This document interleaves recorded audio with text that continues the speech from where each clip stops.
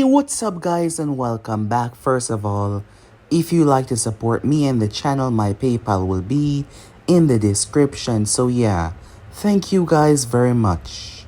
So welcome back to Anime King 2 and I'm back with part 2 of What If Naruto Awakened after 4 billion years. So yeah, don't forget to get this one too. 100 like as usual. Share this to all of your friends on your social media platform. And also guys, don't forget to go ahead and check out the other channels if you're new. Yes, I indeed have 3 more channels which I post What If on every single day for you guys to enjoy. Anime King 3, Anime Symbol, and even Anime Print. So go ahead and check out that guys. And my new channel that I create my own ideas on. So yeah, without further ado or wasting more time, how about we jump right into this? Let us begin. The intro, guys.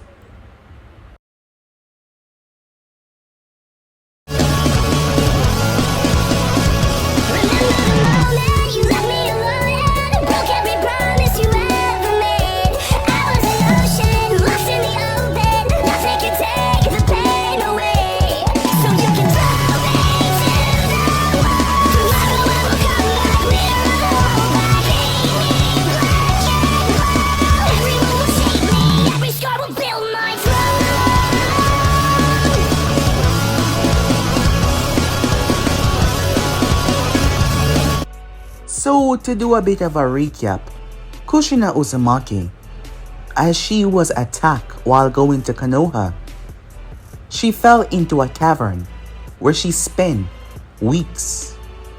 It was shocking that she still survived, not to mention that she survived the drop. Upon arriving in that cavern, that should not be physically possible, but she did. Kushina felt a sensation down there. A sensation that she couldn't understand. A sensation that felt so strange to her. But it also felt warmth. She spoke to it. Believing that she would never escape here. She believed that she was going to die. Down here, so she spoke. The contents of her heart, her mind.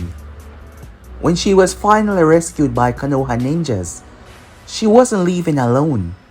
She got back to Konoha for the first time. She fell in love with Minato Namikaze. And they got married. The time came as she was pregnant. But it was 2 children. Yes. She was overjoyed. Their family was extending. She was happy about that. She's been through a lot in the past, with the loss of her clan and everything. So knowing that they were expanding their family made her happy. On the night though, when the 2 babies were brought into the world, the village was attacked. Kushina would have died, but the young baby Naruto Uzumaki touched her. Yes, he laid his hand on her, and Kushina felt a jolt of energy. No one could explain it. It made no sense. They chalked it up to her being a Uzumaki, believing that somehow her bloodline was able to make her overcome the extraction of the tail beast. Minato wasn't so lucky though, as he sealed a half within his baby girl. Because the other half would not go into the boy, the seal just disappeared in his stomach. He took half with him to the grave. With that, Kushina made the council quite aware that no one would touch her child. No one would do anything against her children, or else they will have to talk to her. She would not hesitate to try and cut each and every one of them down. Thus, the secret was kept.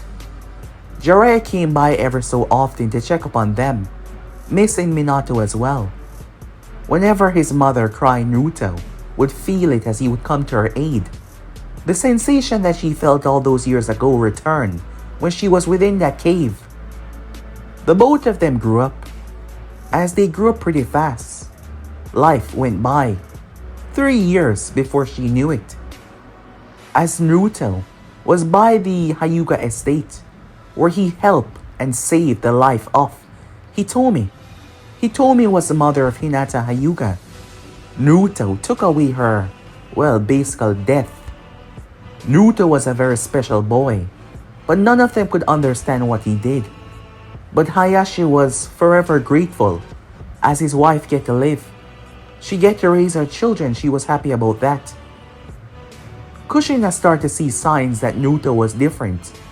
Him floating the building blocks, Mito knocking them down. Naruto was also very mature for his age as well. She questioned him on how he was able to do that. However, he told her that it was just a feeling that he had. But he was lying to her though. We got to see a glimpse into Naruto's mind, on what he truly was. You see, Naruto wasn't this before. Naruto was a concept of something that no human could understand. He was here before the stars. He was here before the planets. In fact, the elemental nation was his prison. A long time ago, several celestial beings sealed him away. One of these celestial beings had a connection with the elemental nation, as Naruto had felt chakra before, this power source. However, Naruto was the END, the end. That was how it translated in their tongue, the end of all. You see, they sealed him away for a long time, but due to Kushina's connection with him in that tavern, she did something that should not be possible.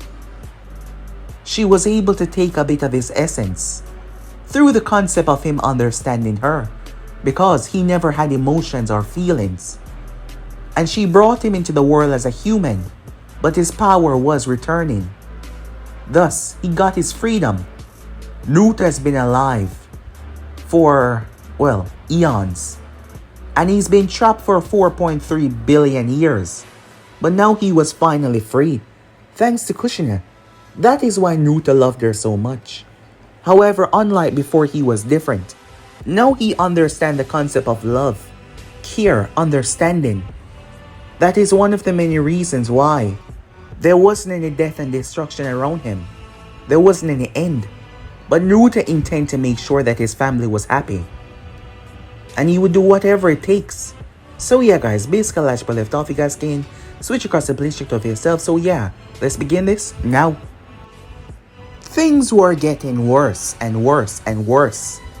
As the days passed by, the Uchihas, they wanted retribution. They wanted back the respect that they once had. They wanted back their power. Whether it be Danzo relocating them, the villagers seeing them as a problem. The Uchihas were sick and tired of it all. Itachi and Shisui was a part of this meeting, unaware to most. They were traitors. To an extent, they have been reporting to the Hokage because they did not want this.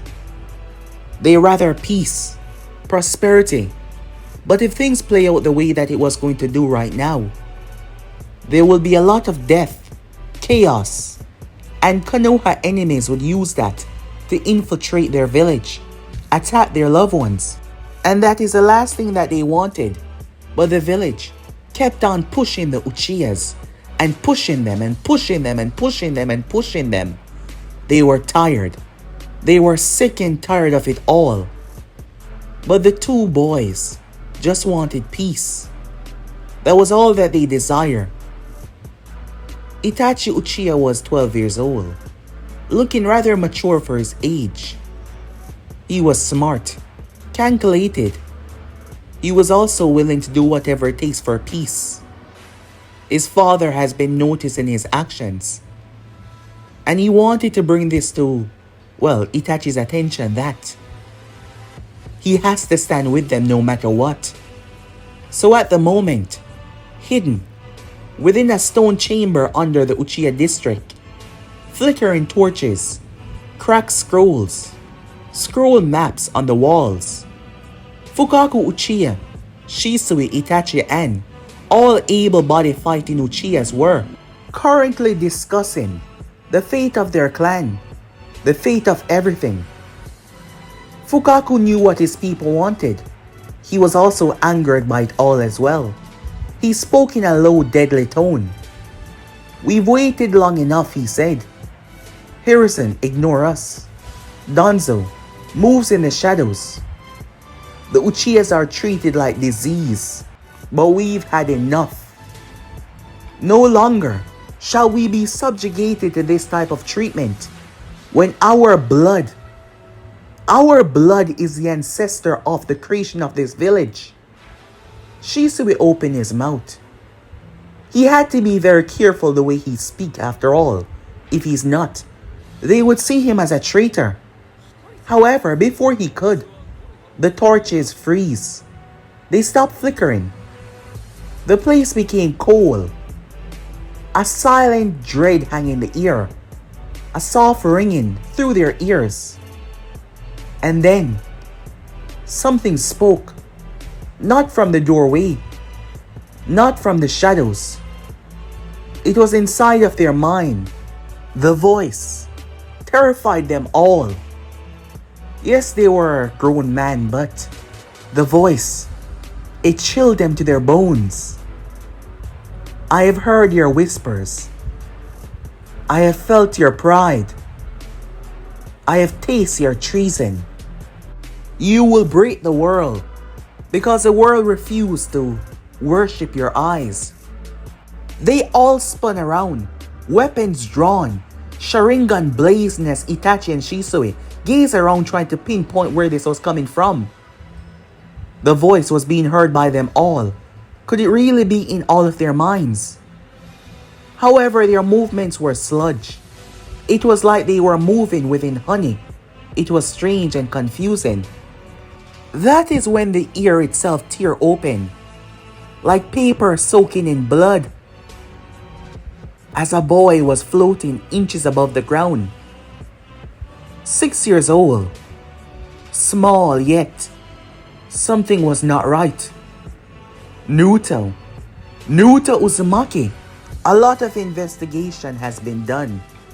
Naruto found out that there was movements being made when he was 4 years old. His mother was good friends with Mikoto.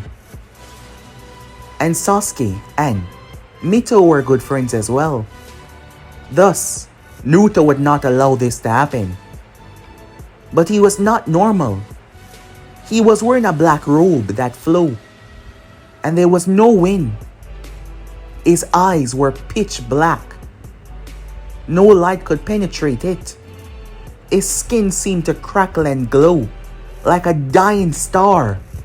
Behind Naruto was shadows of himself. Billions of them. From the future, from the past. Trailing behind him with a sick temptation of death. One of the members shouted out, "This is a trick, a genjutsu. Uchiha blood cannot be Naruto. Move a single finger, cutting the man off." The elder folded backward. His body literally bent backwards. His bones creaking, but not breaking. His eyes go white as he released a god-awful scream that ripped from the center of his core. "Your Uchiha blood." Naruto laughed. "Don't amuse me, child," he said. Despite the difference between them as Naruto was much younger. "I have unmade stars, larger than your entire bloodline." His voice echoed through the chambers.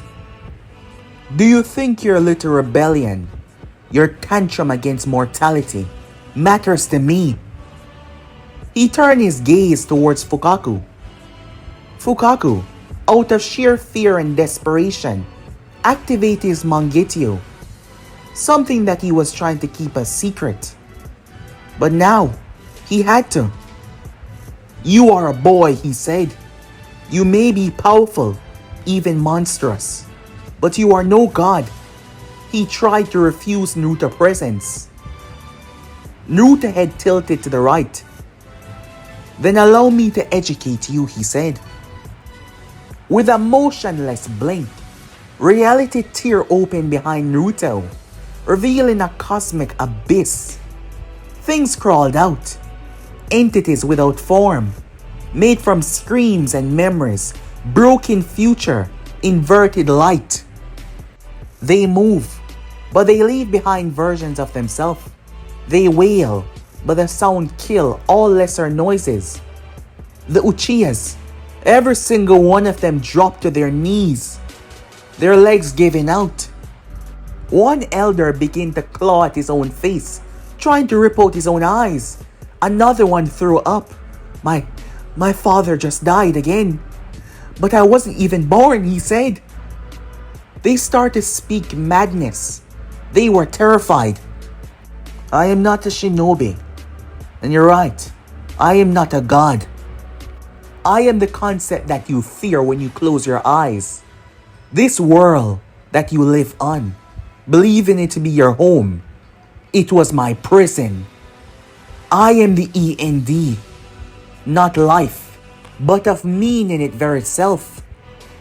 When your ancestors feared the dark, they feared me.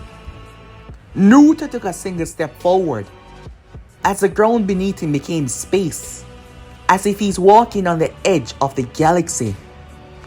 Your coup ends here, not because you were stopped, but because you were allowed to stop.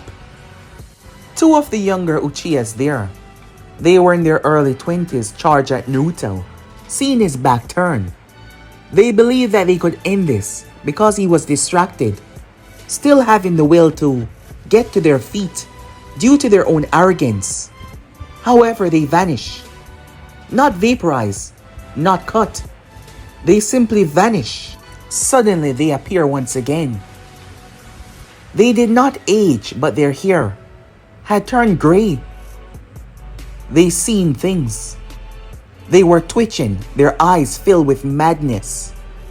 They were twitching about the end, the sky folding in on itself, their mind unable to understand what they saw. Naruto gazed down towards them. Pain is the language of those that do not listen. And now you are fluent. Shisui begged for mercy. Enough, he said. What do you want? Why now, he said, looking at Naruto, trembling. I have a mother. Her name is Kushina. As you know, Kushina Uzumaki.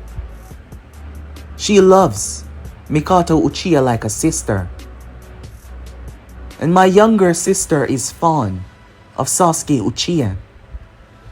They are best friends, and your coup would tear their bond, throwing it all into fire and ash.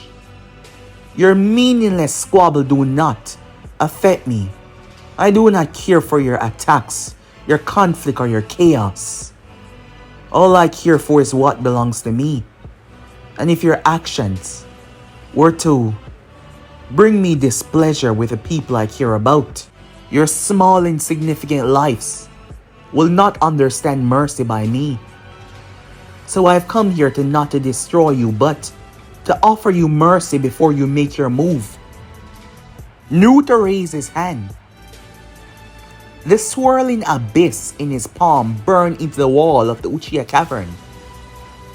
You will abandon your rebellion. You will swear to live not for pride, not for vengeance, but because I allow it. He gazed at each and every one of them. Despite only being one of him, he looked into each of their eyes. Refuse me, and none of you will die. You will simply stop being, and no one will remember your name, your clan, your Sharingan. You will have never existed. The world will continue, lighter, cleaner, unaware of your removal. So give me the opportunity. If you desire, the Uchiha clan never truly existing in this reality. Because it doesn't matter to me, either or either. Because my mother would have never known Mikoto Uchiha. So it's up to you. Your mercy is given for now. Refuse, and all of you shall cease to exist. Like this. Naruto raised both arms. The entire Uchiha district ceases to exist. Not explode. It just went away. A black void for 2.6 seconds. And then it returned. Exactly the same. No one breathed. Everyone stared, paralyzed in fear at Naruto. Fukaku, shaking on his knees. You win, he said. The Uchihas will not rise. His tone trembled, the others not daring to speak. Even members as powerful as Shisui and Itachi. They gazed into the abyss, and what they saw shook them. Naruto then turned his back. Wait. It doesn't end with us. Danzo, do not worry about him. I will pay him a visit very soon. The fate of this clan rests in your hands. And remember, I don't sleep. I don't forgive. I simply wait. With that, he was gone. The room was quiet. Light flickered back on. Everyone was just there. Time skip. Hours later, Fukaku arrived. Mikoto noticed something. What's wrong? He turned towards her, hollowed eyes. Nothing, he said. Nothing's wrong. Everything's okay. Time skip. Naruto sat alone.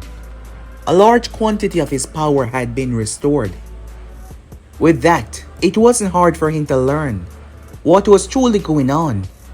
And Naruto was speaking straight. He really did not care about any of the Uchihas, except for the ones that were afflicting his own family. After all, yes, he might have emotions now.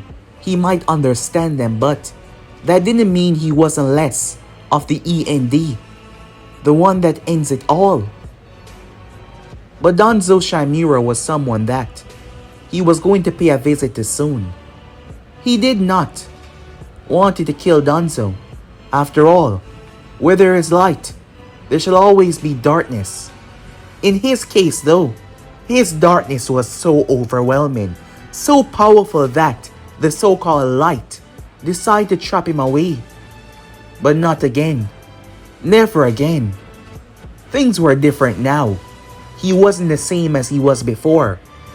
Eventually though, they will notice as his power is restored fully. But that doesn't matter. He was never afraid. He feared nothing and no one. Days after, Naruto decided to finish things once and for all. As he made his way deep under Konoha, where Danzo was gathered, along with his people, the root of the village, or the root of the tree, that protect in the shadows, that keep away the darkness by becoming the darkness themselves. He sat behind the decks. He watched carefully. The papers in front of him rustled. Danzo felt it before it arrived. The light dimmed. The room itself groaned and twists. Naruto entered. He did not walk. He just emerged from beneath everything. Danzo was calm, yes, as he gazed towards the boy, fully aware who he was, but how was he doing this and how was he here was something that Danzo did not expect. His tone just as ruthless as before. Danzo Shamura, the cancer that you've nurtured in the soil, it is nearing its expiration. Danzo narrowed his eyes. You're speaking boldly for a child. Who are you? He said. Exactly. Danzo did not believe this was the same child. Naruto tilted his head. The concept of what I am is beyond your understanding. But I'm simply here to make you understand what is gonna happen. I have warned the Uchihas, and they have listened. They will not move against the village. And now, it is time for you to stand down. Danzo slowly rose, adjusting his robes. You are powerful, he said. He could see that. That is undeniable. But root exists to maintain order. And the Uchihas. Danzo was about to say something else, But two of his root agents came out of the wall. They headed straight for Naruto. Danzo getting up and adjusting his robes was the move for them to make. However, time itself slowed around Naruto. Everything came to a crawl. The agents could not move. As Naruto walked between them, he turned his head towards one of them and snap! Their bones shattered. Their bodies started to twist, fold and break into themselves. Their mass collapsing onto themselves. The screams came out so slow it was terrifying, as their entire essence was gone.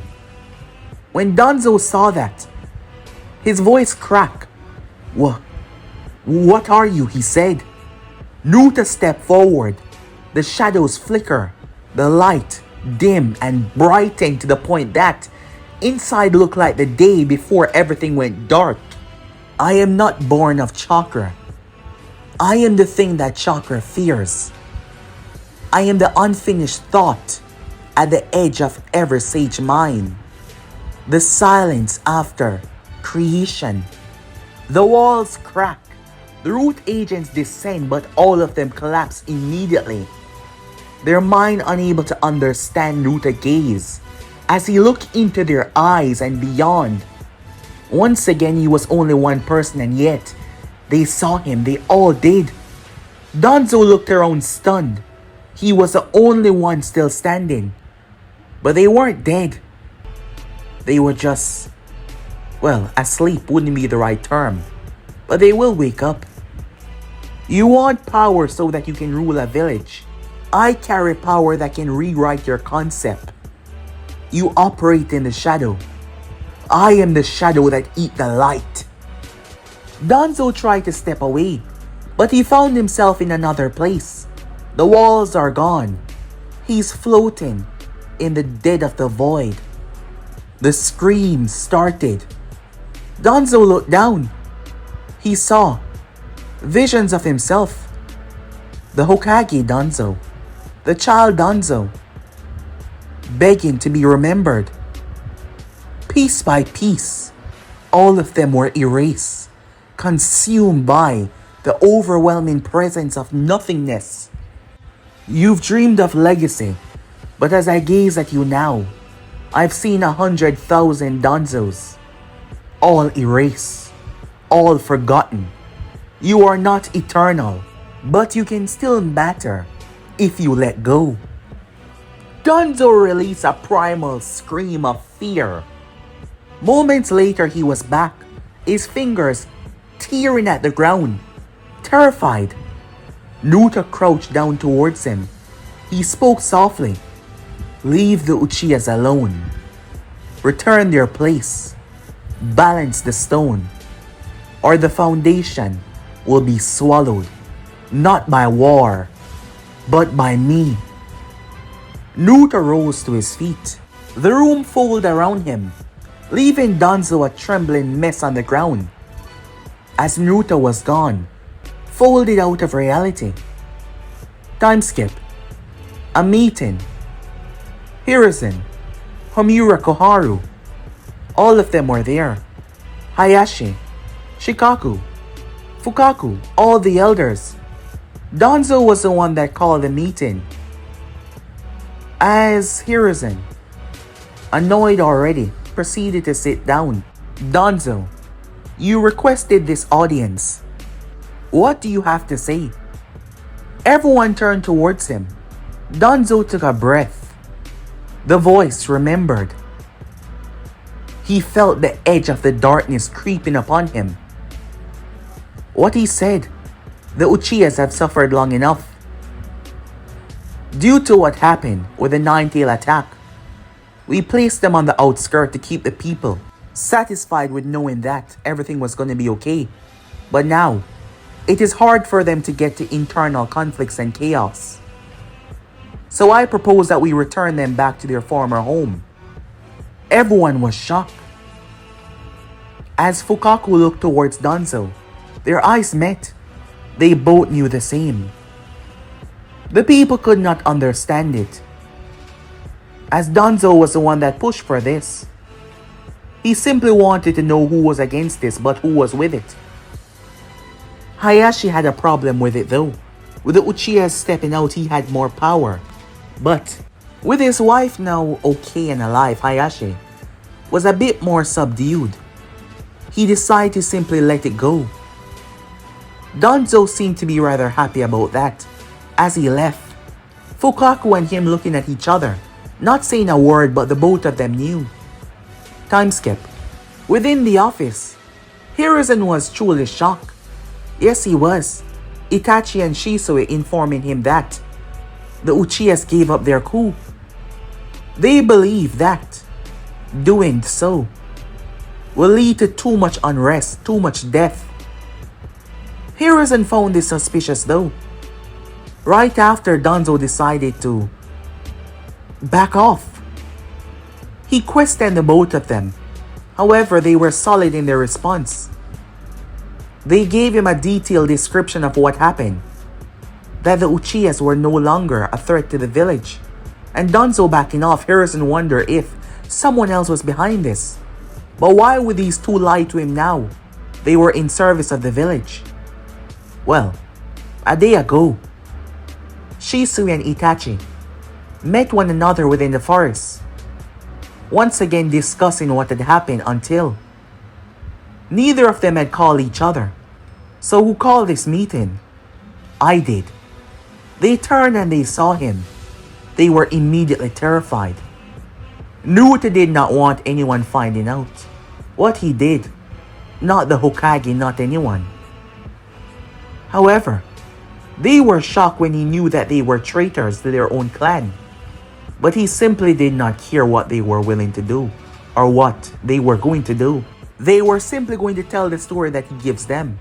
With that, days turned into weeks and weeks turned into months. As years passed by, the Uchihas became more calm as they started to put a better helping foot forward. The villagers, no longer conflicted by Danzo mental games to see the Uchihas as monsters. The village started to return back to a state of harmony, the power increasing, civilization between members and members coming back together. No longer conflict, no longer chaos between them. This was good. Really good. Time skip. At the grocery store, it was late afternoon.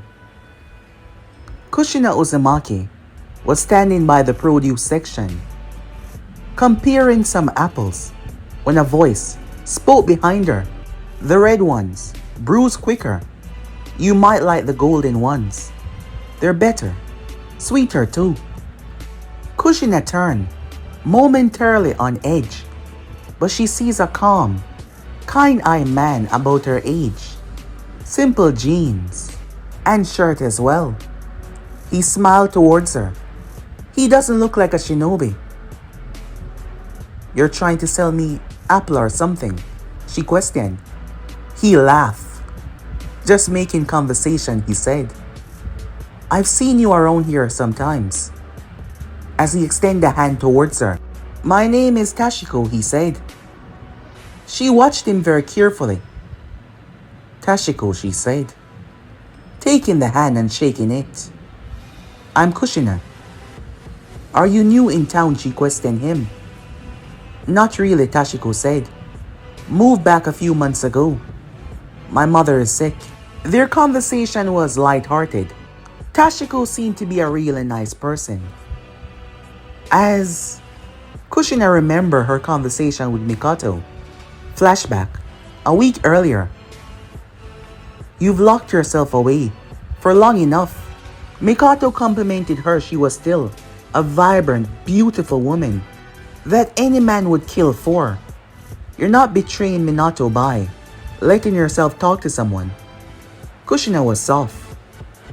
I know, but it's been 11 years and it still hurt, she said. What about Naruto and Mito as well? They've been my life. Come on now. They love you as much as you love them.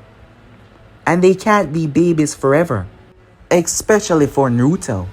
He's already a grown adult. The both of them chuckle at that. But in all seriousness, they both loved her without a doubt, although they never got to know their father. Simply having someone in her life did not mean that she was betraying them or Minato. But Kushina was still hesitant. However, back to the present time, as she talked to this kind young man who smiled at her, she smiled back. Something she hasn't done with a, normal person that she's met in a long while. They sat down and had a drink and talked, as the conversation was so enlightened between them. She smiled, watching him go, making plans to see each other again here. Nothing like a date or anything, just casual meetup. As for Tashiko, he was overwhelmed. Not only was she beautiful, everything about her seemed to be just perfect, and he loved her right here. Tashiko smiled, making his way. Tashiko was also married once. However, his wife cheated on him. That is why he's been single for so long. Tashiko has real issues about trusting people. His friend actually told him that he needs to get back in the game. And to think the first person that he met is so adorable and stunning, Tashiko thought, making his way home. Time skip. Mito and Naruto had both grown up splendidly. Mito was just like her mother in many ways. She was fierce, kind-hearted, sweet. Also very emotional as well. She get upset really quickly. But she loved her family. She loved her friends, everyone around her. She loved the village. And she wanted to be the Hokage just like her father was. It was her dream. She was going to be the first female Hokage. At the moment, Mito was currently training with Tsunade Senju. A lot had happened throughout the years that passed by. Kushina had met Tsunade again. They had known each other rather well due to the connection of Tsunade's grandmother. It took a lot to convince her to return. But when she did, she started to feel hope once again. The children, the people surrounding her family. Given the event and how much Kushina has went through, she said that she was only sticking around for a month or so, but it's been years. She took over the hospital. Her chakra control was excellent and there was no doubt about that. Something that Mito really need help with. And the years of help has led to great achievements. Just like her mother, Mito possessed the chakra chains, but hers seemed to be much more powerful. More powerful than any other Uzumaki has ever wielded. She was indeed something else. As for Naruto, he was special. Both of her children were, but Naruto was just different.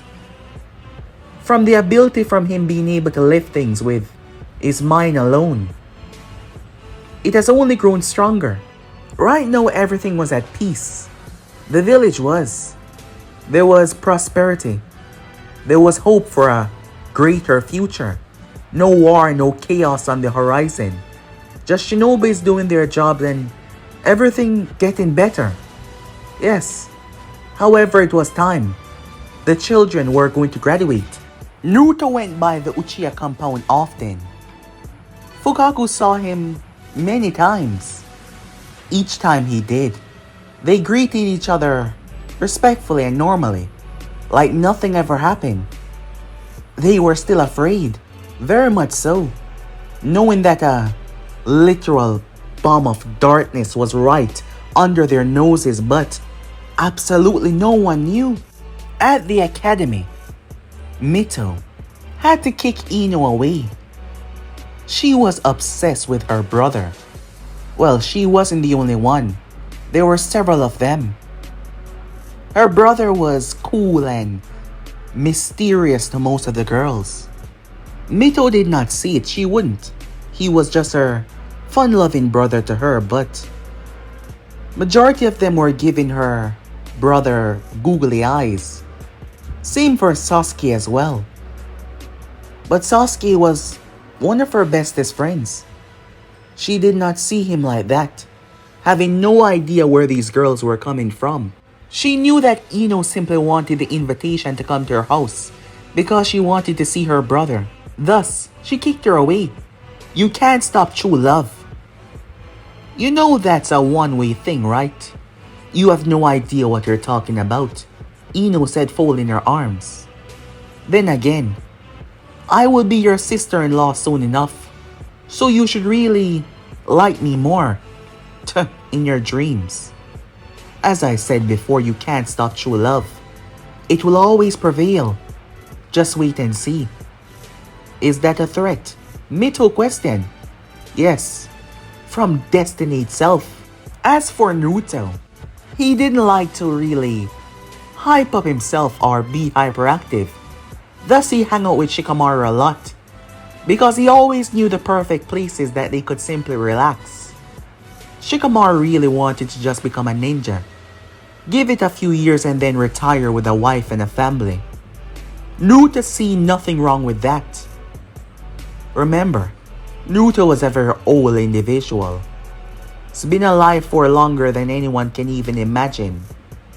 Now with emotions and understanding of what it means to be a human, Naruto enjoyed the simple life. Yes, he did very much. Sometimes it helped him forget about his past, what he formerly was, how truly strong he was.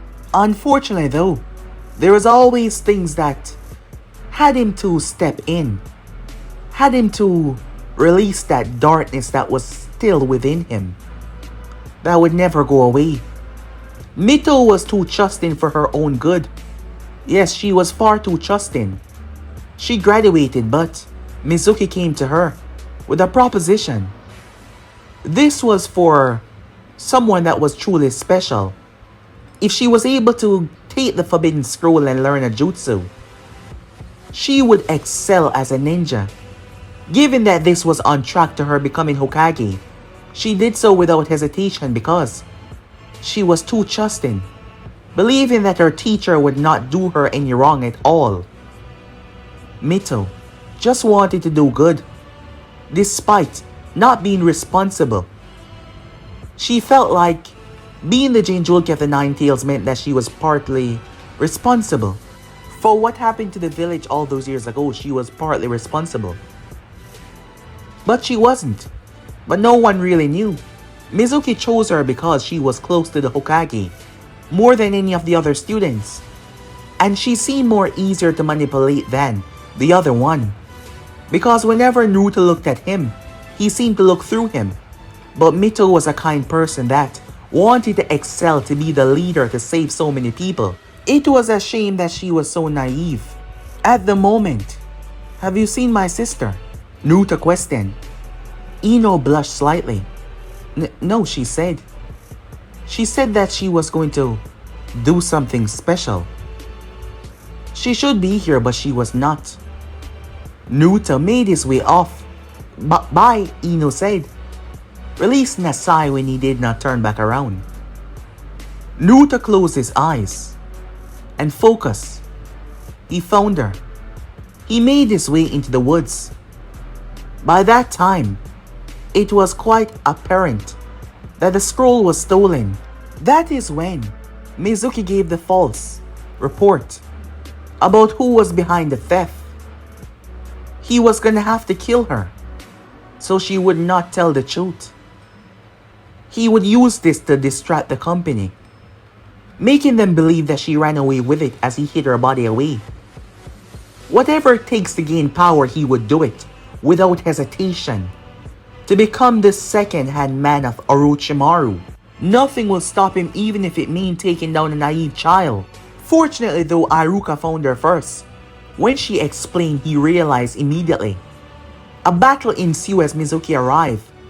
She took the scroll and ran, heading back towards the village. to report in what was going on. However, they caught up. The fight was dangerous and she saw Aruka losing. Knowing that Mizuki was a traitor, she engaged. However, he grabbed Haruka and held him hostage, playing on her empathy. The kunai to Aruka's throat, threatening to split it open. What is this? The voice spoke up. They all turned and saw Naruto there. Damn it. Why is he here? Mizuki cursed. Mito looked towards him. What's going on? He's a traitor. He tricked me, she said. Don't you move, brat, or else Aruka dies. Naruto looked into Mizuki's eyes, understanding what the man wanted to do to his sister. Immediately, Mizuki's blood ran cold. Naruto, seeing what the man desired, her death, Naruto thrust his hand out as Mizuki was enveloped by the shadows. It picked him off the ground, freeing Aruka. Naruto clenched his fist without hesitation. Mizuki's scream was primal, agonizing before quiet. Mito and Aruka were shocked. Naruto crushed every single bone in his body, and he wasn't dead. The blood was just so much in his throat that he could not scream anymore. Naruto stepped towards him. Burn. With a single word. Flames. These were not natural flames. They were known as the eternal ending flames. They came from Naruto. And they burned everything that Mizuki once was. For the first time, Mito saw her brother serious. She's never seen him like this before. Aruka was speechless. The lack of empathy, the look in his eyes, the instant death. This child, was he even a child? But guys, be end episode right here. If you want to see the next part, you already know what to do. Like, subscribe, comment down below, and turn on that bell notification to stay posted. But I'm off for now. See you guys soon. Peace.